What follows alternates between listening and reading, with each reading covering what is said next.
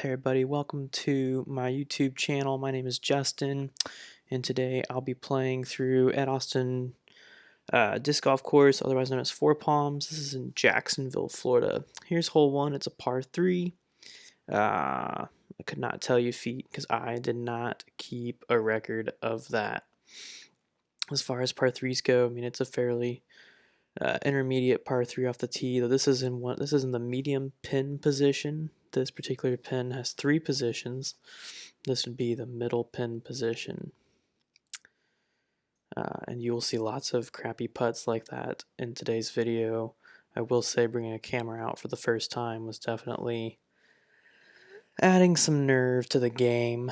The reason for no background audio as far as hearing the chains or the throws and whatnot is we had there was a lot of wind on the course that day, and I also at some point you'll see I run into another player, and he was cussing and vaping, and I just didn't want any of that to be in this video. So here I actually end up taking a 4, which you'll see in a second when I end up walking up there. That second putt was with a DX AVR, or I believe it's a DX. Sometimes I get Discraft's Pro D, Innova's DX. So, all right, this is hole 2. I like this throw. I'm gonna actually throw. That's a compass. That's new to my bag. I don't mind that disc. I have a really bad tendency to turn discs over. That's an upshot with an AVR 3. As you can see, the compass had a friendly kick, which was much appreciated. Longer putt here than I tend to prefer. As you can see from the flag, we definitely have some wind. Walking around towards the back of the basket here. And that's bogey.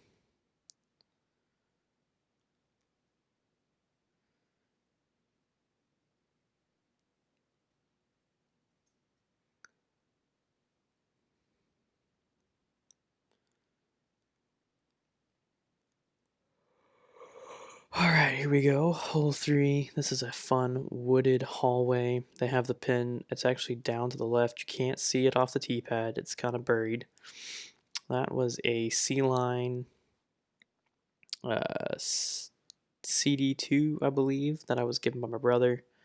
I do like this disc, except for the fact that you can't see it when you lose in the grass because it's clear. But when it works for me, it works. But yeah, right off the tee there, I had grip locked that hole, decent upshot, second decent upshot. But I believe I go, because this is a par 3 still. And I was talking with one of the guys on this course, and we honestly believe that Ed Austin Park, like this disc golf course, is probably one of the toughest intermediate beginner courses that we've played. Because we're playing all short pads, but even from the short pads, I mean, nothing is really shorter than 300 feet unless you're deep in some woods. They have done a great job recently of cleaning up the fairways, but it's a tough course. Incredibly difficult. All right, this is hole 4. I think this is for about 350, 360. It's actually up to the right. Here, I'm going to try and turn over. I believe it's my Discmania DDX, also C-Line. And I tried, but it actually ends up going straight up, and then you'll see it flash here in a second. It comes over left and scooted over the sidewalk, actually going OB. So here's me taking my shot from back in bounds. That is my new VIP Maiden. I'm using that as a driving and upshot putter. Really like the putter. It has a very, very low fade, no turns, so pretty manipulatable. I hope that's how you say that word. So here I go. This should have been for my bogey save, and it clunks right off the basket there. So I'll actually end up walking around here in a second. You guys will see it sort of disappear off camera, but I throw I think I just kind of chuck it in there for my +2. So not a great way to start off the round. I would like to say camera, wind. The winds to that day were like 15 miles an hour roughly. I mean, just look at that. This is a hole 5, this tunnel shot. There's actually a mando tree on the right. It's not really marked well. I do make the mando off of the tee, which is sometimes a rarity. But then it sank down left, and you'll see it here in a second. Here I'm in the woods. And this is an example of where you really want to take time to think through your scramble shots. Because I just kind of was like, oh, I think I can make this gap. And yep, right into that big tree. I was trying to curve it around right and come and sit out. So now I'm playing from this tree. And apologies for my camera. I mean, I only had a tripod and it was just me out there doing the best I can. So you're not gonna get much zooming or fancy camera work. Just kind of your average Joe out here disc golfing.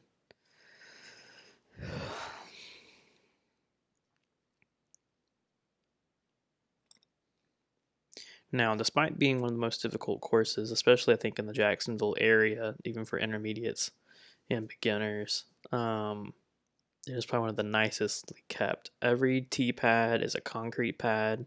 Oh, I made a +1. Yep, I bogeyed. Okay. Concrete tee pads, tee pad signs. U-disc is maintained and kept up with as well. They really have cleaned up a lot of the fairway. They've taken out some trees. It's been nice. So this is actually hole A. This entire course is a 24-hole course. If you play all the holes, so you go from 5 to A, and this is you're gonna throw up that hill past a mando tree on the right, and you'll sink it down left to where you'll see the hole. You'll see the pin. On that hole I threw my VIP longbowman, which you can or actually it's tournament longbowman. You can see me standing in front of there. Love the longbowman, overstable but 9-speed, so I'm able to flex it a little bit if need be, especially if I end up turning it over too much, it will fight its way back. I do take even. This is actually the further pin position. Usually you can see the basket from the tee up on the hill. This time it's kind of down a little cove. Whew. This next hole that we're about to go to, hole B, is one of the only par 4s in the current layout that they have. However, the pin is in the short position, and if you talk to some of the local guys, it probably should be played as a par 3, but you're still pushing 420-ish feet. It is actually in the middle of all those trees. You're gonna follow the tree line, and you'll cut in to the right. Here I'm throwing my Prodigy D3 Max. I believe it's a D3 Max. I wish I could show you a follow flight. I was able to push it 330 feet, something like that. You can't really see the basket very well in this clip, or at least not. Yeah, you can see the flag flying on top. So there's the basket. This is my look at a possible eagle here. But I will take the layup. I believe I had a friendly skim off a tree to put me down there for a birdie, which I believe is one of 2 birdies that I took this day on the course. Which, for my playing level, I'm not the best at getting even pars. So when I take a birdie, I mean it's kind of a boost. I've been playing for 4 or 5 years now, and recently in this move to Jacksonville, Florida, I've been really trying to kick myself into a higher gear of playing. I'd like to start playing some tournaments and maybe start kind of going some more amateur. I don't know. I want to see myself go somewhere with it other than just hobby play. Hence now I have a better looking bag and a bigger selection of discs. All right, so here I decided they put the pins. Usually the pin's far off to the left. This day, the pin was actually dead center of those trees and back. That was a Discraft Buzz. I like the Buzz. My only issue with the Buzz is because it's so neutral, it will show me every imperfection in all my throws. Whether it means I turn it over too much or I launch it right into the trees. So while this should have been a really easy par 3, I managed to turn it into, I want to say, just a bogey. We'll see here in a second.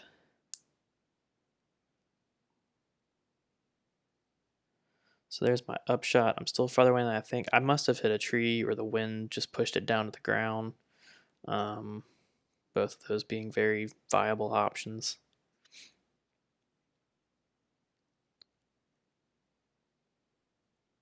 Probably did not like that too much. On some of these longer putts, I try to use my AVR3 because it's overstable to fight that wind, and I don't always have the touch. So that was my third shot. So here's my throw for bogey. Do, do, do, do. Yep. All right, so I took +1.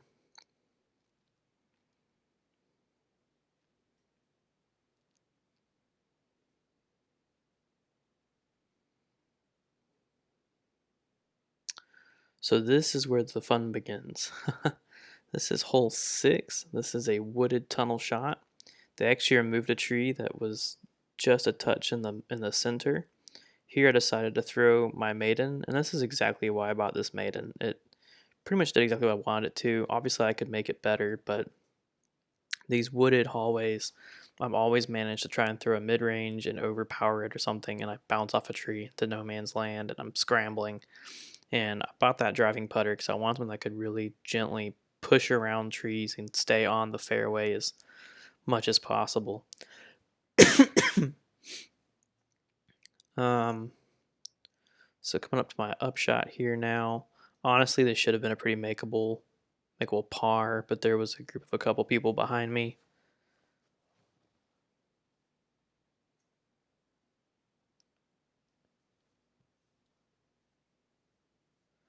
So I think I may have rushed that putt, and there's my +1. So hole 6 will be followed by hole 7. This is a very sharp dogleg right off of a tighter hallway into a better fairway. Once again, throwing the long bowman. Unfortunately, my forehand has been suffering lately. At one point, I would say I actually had a pretty strong forehand, and then I don't know if it's just as I lost discs and began throwing more understable discs. I don't know what happened. The long bowman's not understable, but just in the recent couple of months, my forehand has been struggling. I either put it straight into the ground or I'm launching it straight up, and you'll see it a few times over the course of this video. So there, I think I just threw that maiden again, placed it through some trees. It slid down nicely for me. Good look at par inside the circle. Yep. And I was able to thankfully take a par on hole 7. This is a further pin position.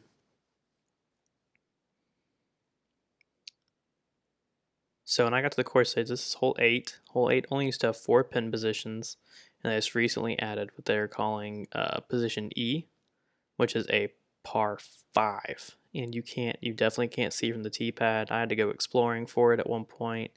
We'll see a little bit of that here on camera, but that first shot, this always happens, but I'm almost grateful for it because there's a pond to the left. My first shot always ducks out right. I believe I threw the new Discmania Enigma from their Evolution run. I do like that disc a lot. It's very comfy. I'll probably talk more about it in my what's in my bag video that I'd like to be putting up in a couple weeks. So there I just kind of had to work my way out of the woods.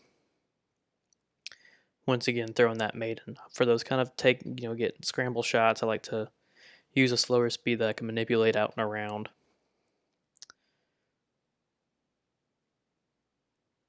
So, yep, there's my maiden down to the right. You see the orange. I think by this point I'd already looked for the basket. I just edited all that walking around out for you. So it is down about where I threw straight. I'll point it out as we get closer to it.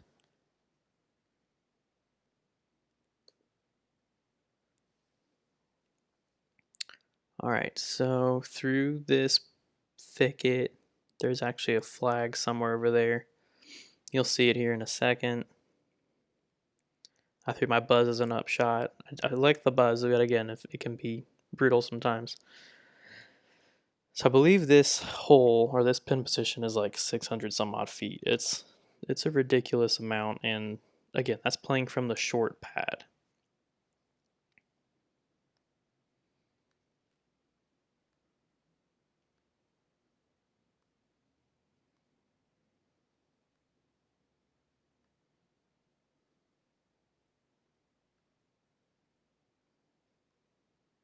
All right.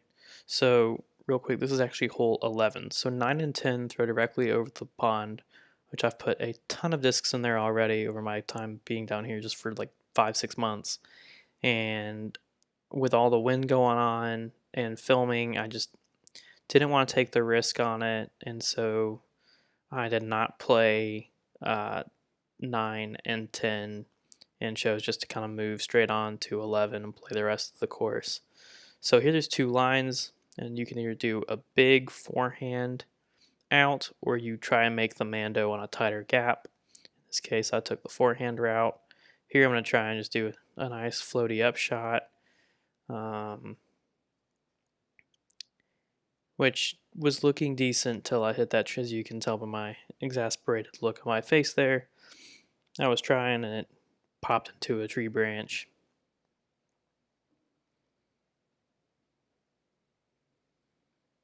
So this is now my look for par. This is probably outside circle 2, and I am no James Conrad. So not making this putt. But I do try and give it a look, and it floats. And I believe that was my AVR3, so that should have faded more than it did. But with that crosswind, it just kind of stayed dead on the line that I put it on.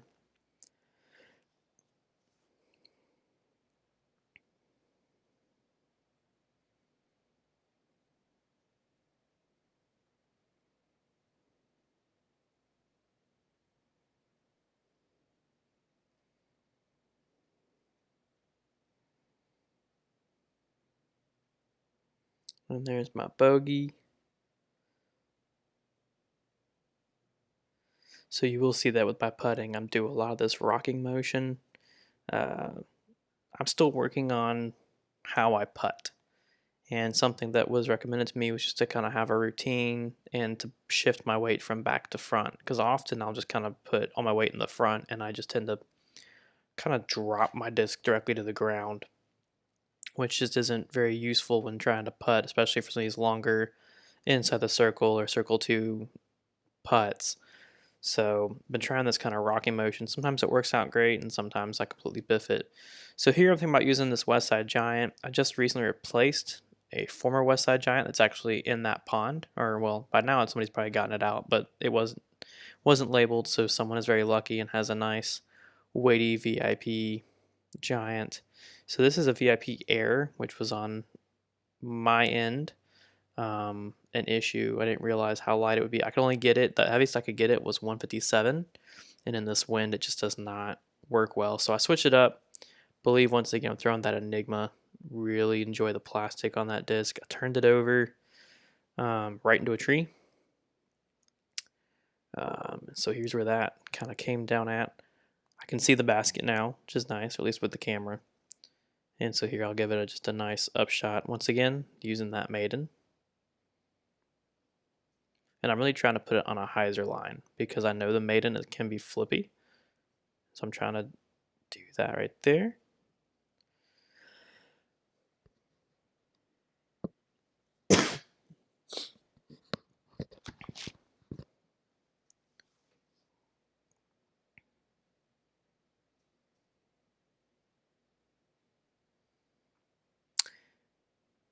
Ladies and gentlemen, welcome to the life of a married man. This is me responding to my wife. Something about her job, or maybe she was hungry. I don't remember. But I got that on camera that way. You guys still got to catch my putt. For me, this is actually will be not a super difficult putt, but because of just the fact that I don't putt well, these longer putts, I might give myself a little fist bump. So this is hole 13. This is actually still in the closest pin position. It's great for an overstable drive. You'll take it right between the big bushy tree to the right and those set of trees on the left, and you want it to hook and skip down. You do be mindful of the path if you take any forehand line.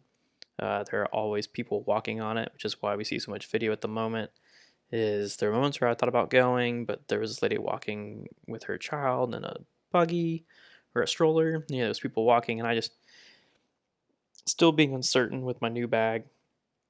I didn't want to end up putting a disc in someone's head. Just saying, what can I say? But I believe here I am throwing the Giant. The Giant's very overstable. I don't like how light it is, and currently it's in a pond at a different course. And I plan on replacing it eventually with a tournament plastic Giant where I can get it heavier, and the tournament plastic is where I throw that longbowman in, which is wonderful. The one cool thing about the lighter weight Giant is you can turn it over more, and then it will flex back very beautifully. It just doesn't fight wind as well because of the weight. But thankfully, I didn't put it into anybody's yard. There was a fence right behind me. I also now have a look at the pin for. I mean, it's a long birdie, but it's a look at a bird. But being pin high never sucks. There's that AVR3.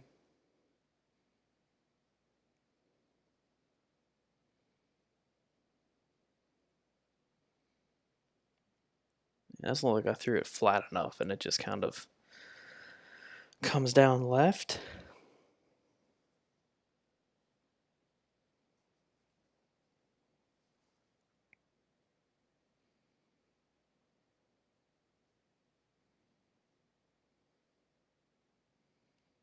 So you'll see that I grabbed my chest because it for a second looked like it was gonna miss out left and just kind of splash out. But I made that putt. Again, I like any pars I can get.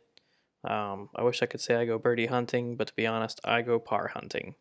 Here, they have actually put the pin position in C, which according to the sign is 495 feet. I would agree with that.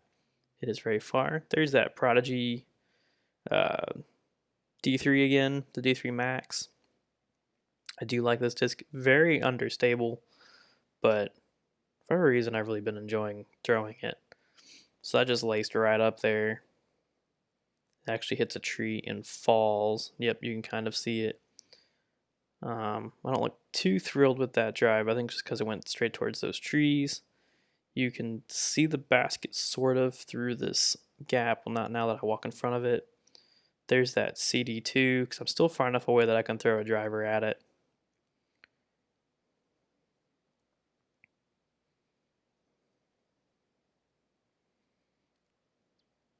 One thing I have to learn when I do videos again is to make sure I step out of the way of the camera when I throw. Even though it's not the greatest of cameras, but that way you guys get a better look if you can follow the disc well. Here's my look for, I believe, for birdie. It's incredibly windy. And it bounces off that top band. There were a few of these today where I definitely had a look at a birdie more than usual, and it just knocked that top band and ended it. There I should have slowed down, but I still got my par. So here once again, this is usually this very short hole. The pin is actually to the left. I figured, hey, I'll throw a buzz here, keep it straight and flat, and just let it slowly fade to the left. And instead, I turn it over, and this actually goes out of bounds into the street. Which means I threw it probably 270, 280. Actually, I had a gentleman walk up, and he was even discussing. He was like, "Hey, I just used that straight out on the road." So here's me going to get it out of the road because I don't want a busted disc or someone to steal it. But yeah, I mean, buzzes are great because they do show you every imperfection you may have in your form or in your grip. Because if you come off on even a slight anhyzer, the buzz is going to follow that line, slight hyzer, etc., so forth. So here I dropped it back in, trying to follow the PDGA rules where it goes out of bounds, you can come in about a meter or so to the inbounds. So this would actually be this is my look at a par save.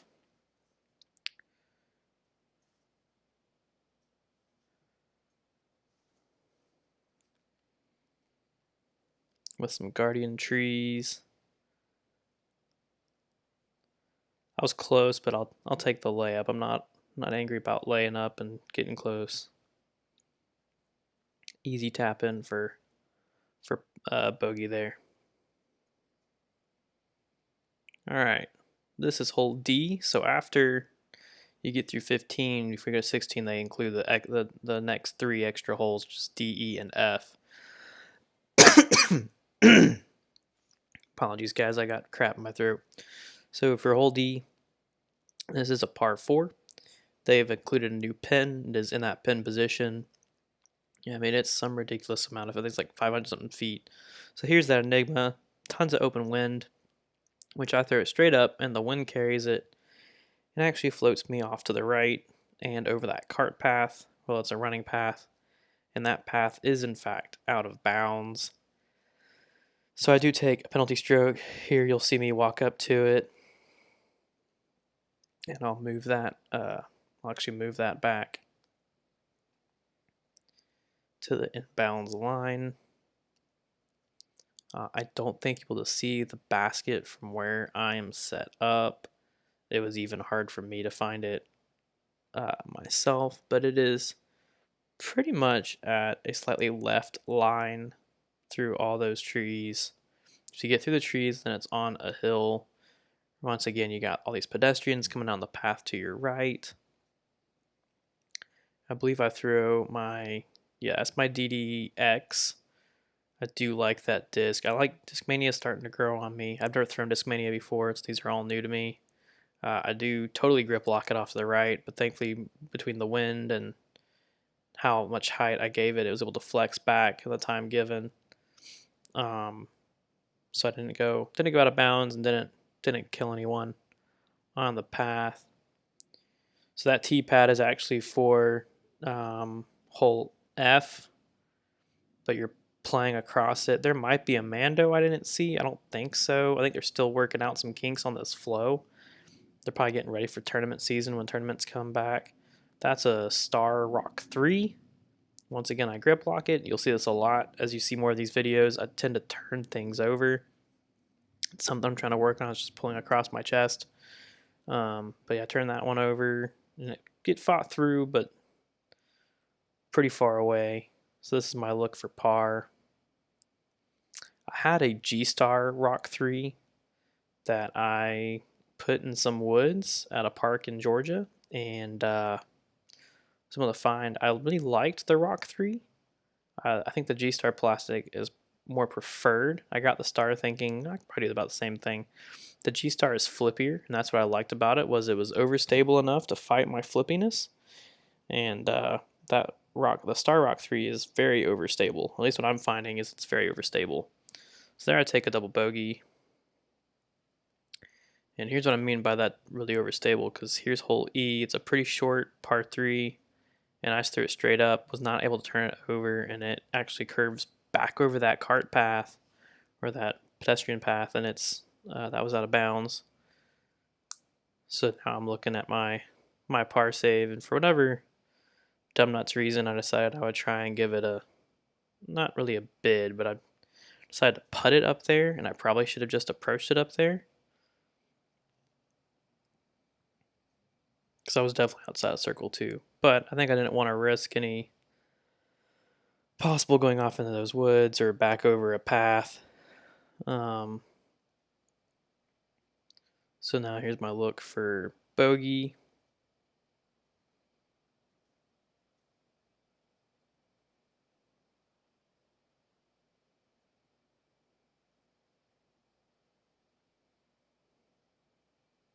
And I get the bogey. Feel free if any of you guys are more expert players, experienced, pro, whatever, if you're watching this, if you have tips and hints, like that might even be a foot fault. I have no idea. But if you got advice you want to drop on this video, I mean, obviously, please keep it nice. I'm just out here trying to grow the sport. But if you got hints and tips, I will take them. I like to hear them. That's one of my favorite things to do. It drives my wife crazy that I enjoy doing it, but I like to do it. So this is hole F. This is 705 feet. It is in the furthest pin position. That is my West Side Giant. There are at least 2 Mando trees, I believe, on this. Because you have D running along right next to it, D's fairway. So I made the Mando here. I got to make that Mando again. You can see the Mando arrow on that third tree. So here I'm going to put a marker down.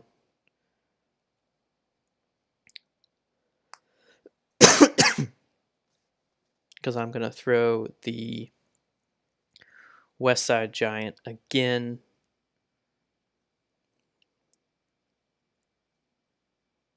I do recommend the Giant to anybody who is looking for a great overstable driver. I love this shot. Unfortunately, I do hit that tree that you saw it zooming off towards, and it tapped down. You can kind of tell by the grimace on my face that I like the look of the line, but I hate that I hit that tree.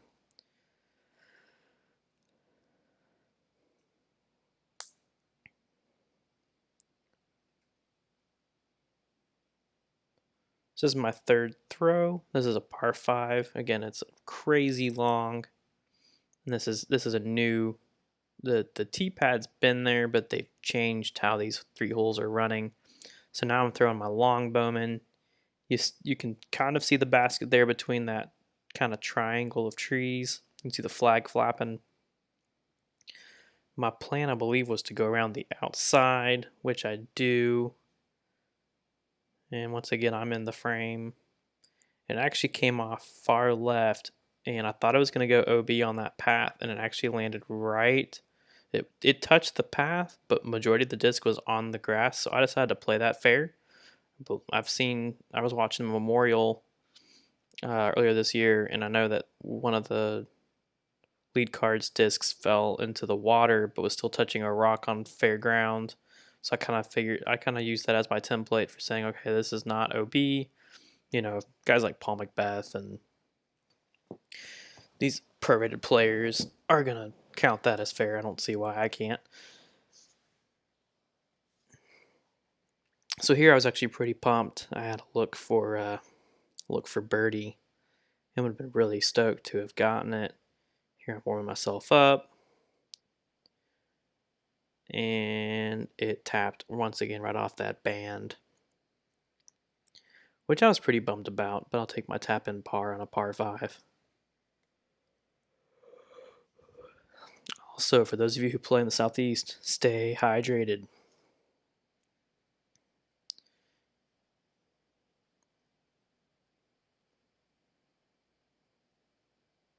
All right, hole 16. This hole always looks easy. Well, the par 3 is not easy. 354 feet. I mean, it's pretty difficult. Those trees are usually more guardian. That was that Enigma again.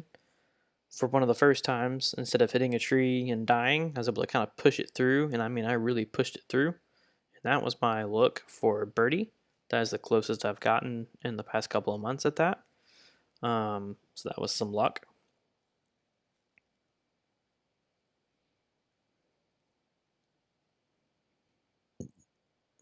And I actually, if you catch it right before I walk into that basket, I actually had hit the basket and bounced down. So once again, robbed another birdie. So now moving to hole 17. So here's where I will apologize, as these last 2 holes, my camera kept shutting itself off before I could catch footage of the final putts. But I still put the scores up for you. There's a Mando tree on the right. This pin is in the first position, which is just dead straight. You can see the yellow band. Usually it hooks off to the right. I apologize for the smoke there. I caught up another player who I decided to finish the last 2 holes with, but he was vaping. That was that Enigma. I did not turn it over like I wanted to, and so it flipped to flat and then hyzered out, or faded out there towards at the end. So here you can see me talking with the showman. I don't even get his name, which I feel horrible now in hindsight, but we were just talking about Latitude 64 and the Latitude 64, yeah, the trilogy discs. So I was telling my maiden, he had a ballista he was throwing earlier.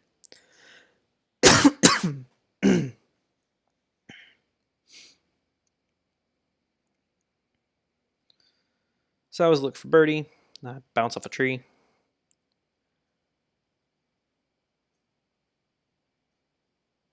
I believe he made par. Because his disc actually, yeah, that's his sitting down there. So he may have even birdied this hole. No, that was his upshot. I actually didn't get his upshot on camera. So he took par. I make a run for it. Probably should have gotten it, but I like playing with people because it adds that competitive edge, but I also get in my own head. Once again, the band denying me. So I'm getting closer to that target. My putting is improving as far as my lines, but not improving as far as, I think, accuracy and control. So here's hole 18. Hole 18 is always a beast. It's a par 3 no matter which pin position you're in, even from the short pad. From the short pad, I would say both pins we're looking at probably 340 to almost 400 feet. And from the short pad, you have this wonderful guardian tree right here in the way that you kind of have to do a turnover shot over, or you can try and throw a forehand. But if you throw a forehand, both pins are on more of a left position, so you're gonna end up hooking too much to the right. He threw a strike here. I decided to throw that D3 max again. Figured, hey, I can turn this over around this tree. And I don't turn over like I want it to, and it goes off way left. So there is the hole with the pond in the background. Woohoo! Thankfully, the pond is not much of a risk on hole 18, unless you super out drive the basket on one of your upshots. Here I'm like, I'll just flick me my rock 3. It fights the wind and it's overstable. I'll just put it right up there, and I dig it right into the ground like an idiot. And it rolls all the way back up there. Very frustrating. I do not know which disc this is that he's throwing.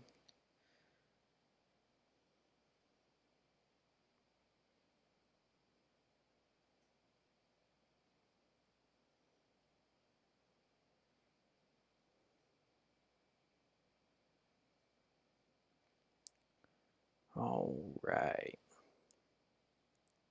So this is actually my look at par. I said, well, I'll just throw a putter here. There was a group behind us, so there was a little bit of rush. And I ended up turning that over too much, and it did not kick around where I wanted it to. My camera is actually about to shut off in this moment, though I don't realize it. So I take a look at the bogey, and I will end up missing this bogey putt and taking a +2 on this hole.